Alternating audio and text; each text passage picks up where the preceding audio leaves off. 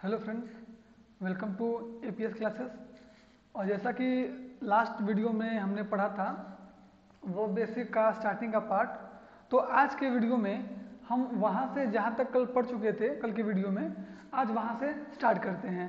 तो फटाफट से मैं पहले रिकैप कर दूँ कि हमने क्या क्या पढ़ा था।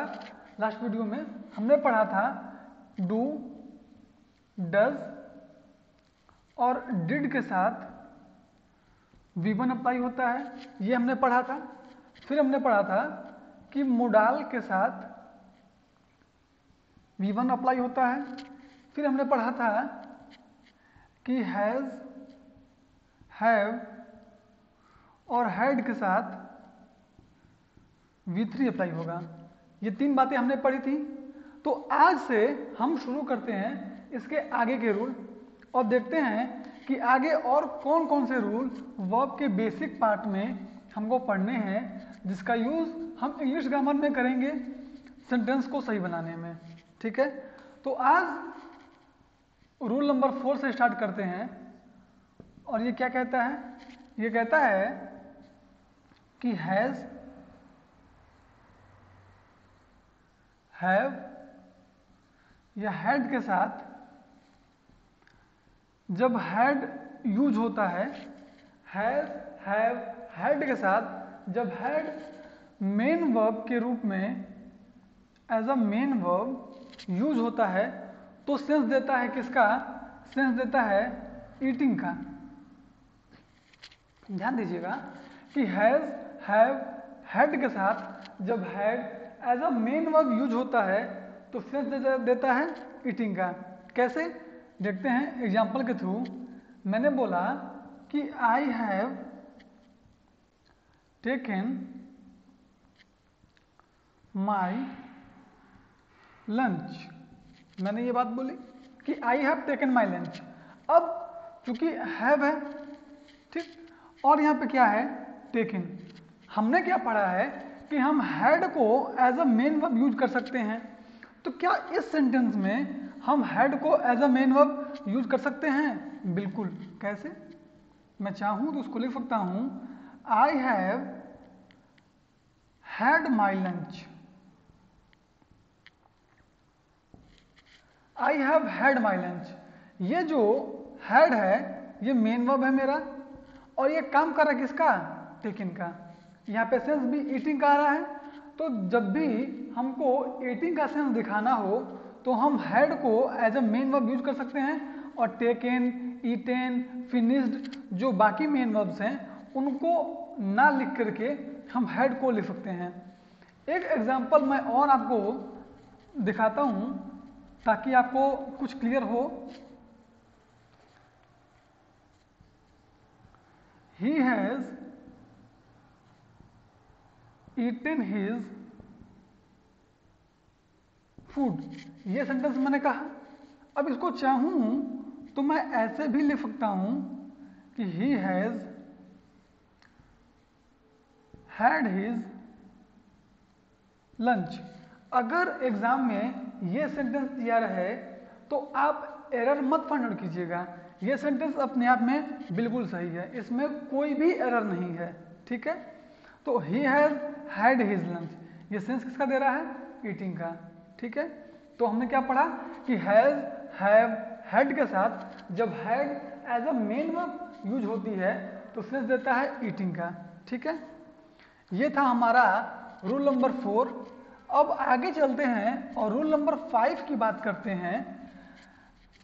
रूल नंबर 5 जो कि बहुत इंपॉर्टेंट है, तो थोड़ा सा ध्यान से समझिएगा। रूल नंबर 5, ये रूल बताने से पहले मैं आपको इन्फिनेटिव के बारे में कुछ बताना चाहता हूं कि इन्फिनेटिव क्या होता है। सिंपल सी बात है, इन्फिनेटिव कुछ नहीं है, 2 प्लस V1 है। 2 प्लस वर्ब की फर्स्ट फॉर्म है। तो इन्फिनेटिव होता है दो टाइप का, एक है जनरल इन्फिनेटिव और एक है बेयर इन्फिनेटिव। दो टाइप के, जनरल और बेयर। अब ये क्या क्या है? ये कहता है कि हम 2 के साथ, हम वर्ब की फर्स्ट फॉर्म के साथ टू लिख कर आएंगे, मतलब वर्ब की फर्स्ट फॉर्म के साथ टू आएगा। और जो बेर है ये विदाउट टू आता है,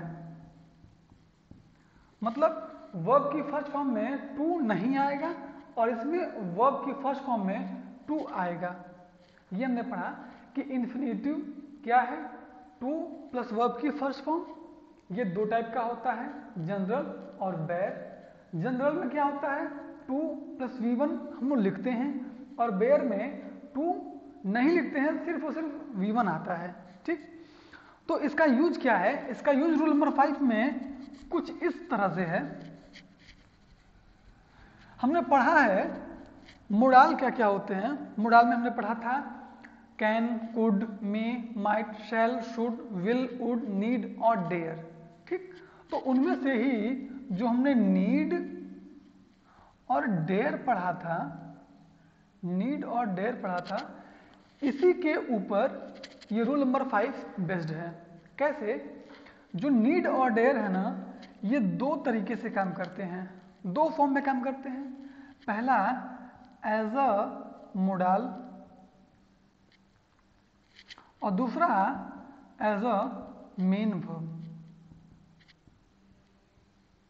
एज अ मेन वर्ब। ठीक है, तो एज अ मोडाल और एज अ मेन वर्ब अब दो दो फॉर्म में काम करेंगे, तो दो दो तरीके भी होंगे इसको अप्लाई करने के।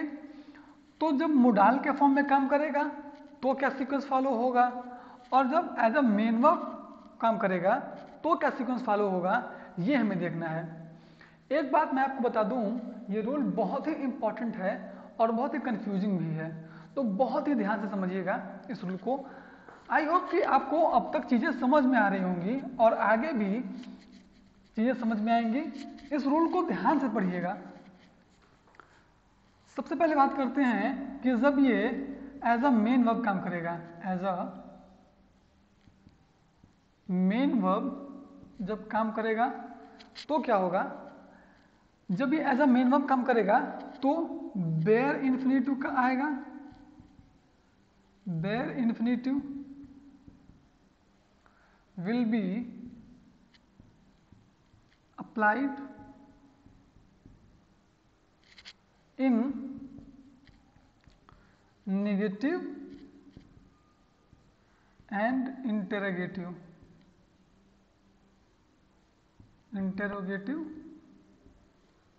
सेंटेंस। मतलब कि जब ये नीड या dare as a as a modal as a modal काम करेगा, जब नीड और डेयर एज अ मोडाल काम करेगा तो bare infinitive will be applied in negative and interrogative sentence. ठीक है, कैसे, एक एग्जांपल मैं आपको देता हूं, फिर आपको क्लियर होगा कि हम अब तक जो सेंटेंस बोलते थे वो सही नहीं था। जैसे एक सेंटेंस में लिखूंगा, he need not to say this, he need not to say this.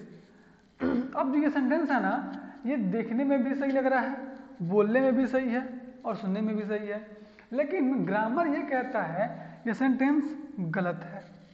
कैसे गलत है, हमने क्या पढ़ा है कि जब नीड और डेयर एज अ मोडाल काम करेगा तो इसके साथ नेगेटिव सेंटेंस में क्या आएगा, bare infinitive will be applied. और ये क्या है, ये तो जनरल इन्फिनेटिव है, मतलब ये टू यहाँ पे नहीं आएगा। तो क्या होगा, ही नीड नॉट से दिस। अच्छा, अब आप लोग को लगेगा नहीं यार ये तो सही नहीं है, हम तो यही बोलते हैं he need not to say this.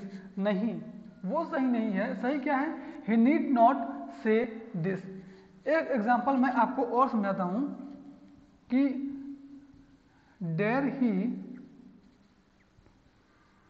To interfere in this matter, dare he to interfere in this matter. अब देखिए यहां पे भी डेयर है, ये एज अ मोडाल काम कर रहा है, और कंडीशनल सेंटेंस कैसा है? सेंटेंस है इंटेरोगेटिव। ठीक, हमने क्या पढ़ा है कि जब नीड और डेयर एज अ मोडाल काम करेंगे, नेगेटिव और इंटेरोगेटिव में बेयर इन्फिनेटिव आएगा। ये क्या है? ये तो टू प्लस वर्ब की फर्स्ट फॉर्म है, तो यहाँ भी टू नहीं आएगा। क्या होगा? Dare he interfere in this matter. ठीक, तो बहुत ध्यान से समझिएगा कि जब भी नीड और डेयर एज अ मोडाल काम करेंगे तो नेगेटिव और इंटेरोगेटिव में बेयर इन्फिनेटिव आएगा, टू नहीं आएगा। ठीक, आई होप कि आपको ये समझ में आया होगा। अब बात करते हैं कि एज अ मेन वर्ब जब काम करेंगे तो क्या सीक्वेंस फॉलो होगा, देखते हैं। इसको नोट डाउन कीजिए।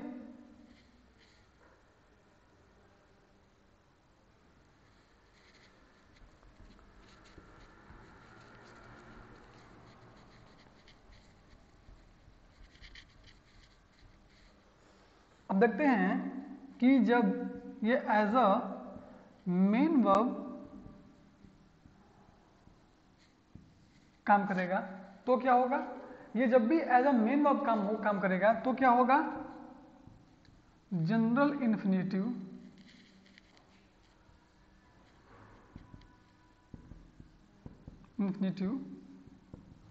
Will be applied. क्या कह रहा है कि जब नीड और dare as a main verb काम करेगा तो क्या होगा? General infinitive will be applied. मतलब क्या कि अब वर्ब के साथ टू आएगा। ठीक, उसमें क्या था मॉडल वाले में कि टू नहीं आएगा और मेन वर्ब में टू आएगा। कैसे? एग्जाम्पल से समझते हैं।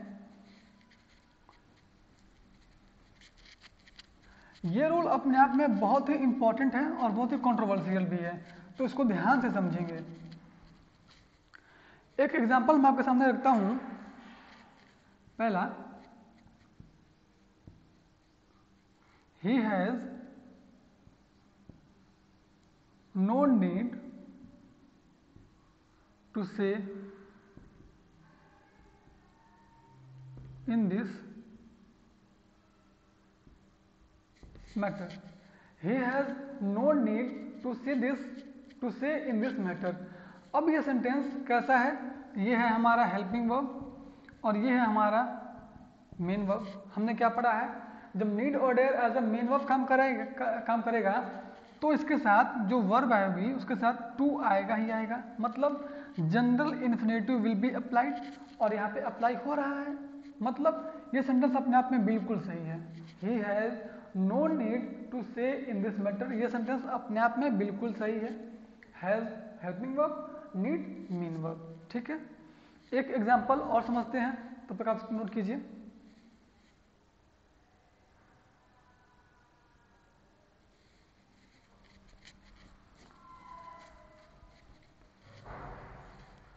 एक एग्जांपल और हम समझते हैं।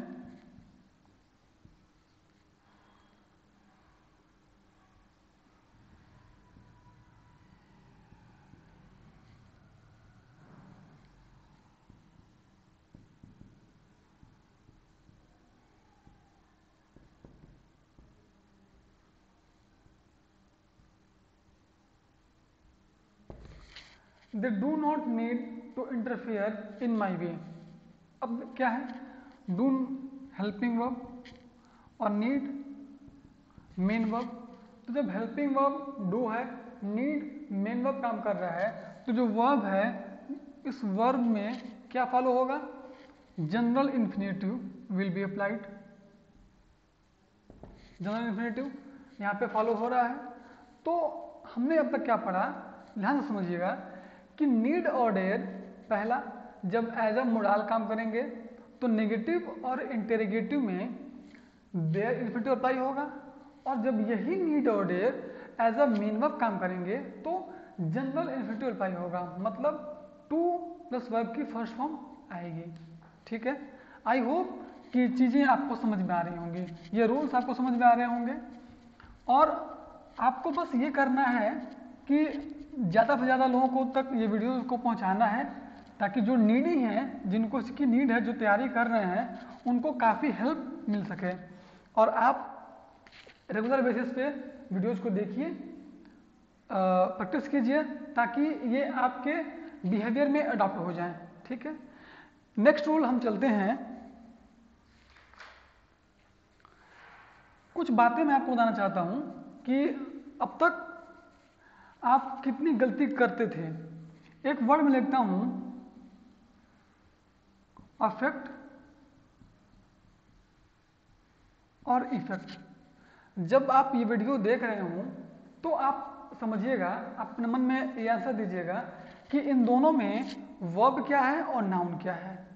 हम लोग अब तक क्या समझते थे कि ये जो इफेक्ट है ना, हम बोलते थे कि इस चीज ने मुझे बहुत इफेक्ट किया है। ठीक, लेकिन ये जो इफेक्ट है ना, ये वर्ब नहीं है, ये एक नाउन है। तो वर्ब क्या है? ये अफेक्ट नाउन है। इफेक्ट का मतलब होता है प्रभाव और अफेक्ट का मतलब होता है प्रभावित करना। प्रभावित करना। तो अगर कोई बोले आपसे कि किसने तुम्हें इफेक्ट किया है, तो इफेक्ट नहीं, अफेक्ट किया है। जो हमारा वर्ब है वो अफेक्ट है, इफेक्ट तो हमारा नाउन है। ठीक, तो आज से अगर हमें एज अ वर्ब यूज करना हो तो हम क्या यूज करेंगे? अफेक्ट, ना कि इफेक्ट। ठीक, कुछ चीजें मैं आपको और बताऊं जो मे बी आप गलती करते होंगे या फिर आपको नहीं पता होगा। दो वर्ड लिखता हूं, प्रैक्टिस। अब बताइए, अपने मन में सोचिएगा कि इन दोनों में कौन सा नाउन है और कौन सा वर्ब है। सोचिए और आंसर दीजिएगा, मैं बताता हूं। दो वर्ड हैं, प्रैक्टिस और प्रैक्टिस। अब इसमें नाउन और वर्ब अगर पहचानना हो तो कैसे पहचानेंगे? जो सफिक्स है इसका ISE, ये है ICE। तो जब भी किसी वर्ड के सफिक्स में ISE आता है वो क्या होता है? वो होता है हमारा वर्ब। और जब भी किसी वर्ड के सफिक्स में ICE आता है, ये क्या होता है? हमारा नाउन। तो इसका मतलब होता है अभ्यास करना। अभ्यास करना। इसका मतलब क्या हो गया? इसका मतलब हो गया अभ्यास। ठीक है, तो ये ध्यान दीजिएगा कि किसी वर्ड के सफिक्स में अगर ISE आता है तो वो हमारा वर्ब होता है, और अगर ICE आता है वो हमारा नाउन होता है। ठीक है, सिंगुलर और प्लूरल पहचानने के लिए हम अक्सर गलती करते हैं कि सिंगुलर क्या है और प्लूरल क्या है।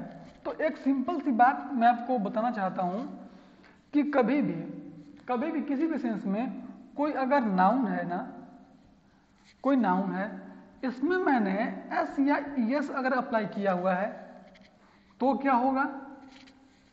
और अगर कोई वर्ब है, इसमें मैंने S या ES अप्लाई किया तो क्या होगा? ध्यान समझिएगा, किसी भी नाउन में अगर S या ES अप्लाई करेंगे तो वो बन जाएगा हमारा क्या? प्लूरल नाउन बन जाएगा। ठीक, और किसी वर्ब में अगर S या ES अप्लाई करेंगे वो क्या हो जाएगा? सिंगुलर हो जाएगा। बहुत ध्यान समझिएगा, नाउन में S या ES लगाए तो क्या बना? प्लूरल, और वर्ब में S या ES लगाए तो क्या बना? सिंगुलर। कैसे? बॉय एक नाउन है, मैंने S लगा दिया, क्या हो गया? प्लूरल। बुक एक नाउन है, मैंने S लगा दिया, क्या हो गया? प्लूरल। अब गो में मैंने EF लगा दिया, तो ये जो गोज है ना, ये यूज होता है सिंगुलर नाउन या प्रोनाउन के साथ। तो जब सिंगुलर नाउन या प्रोनाउन के साथ यूज होता है तो ये क्या होगा? ये खुद भी तो सिंगुलर होगा भाई, तभी तो आ रहा है।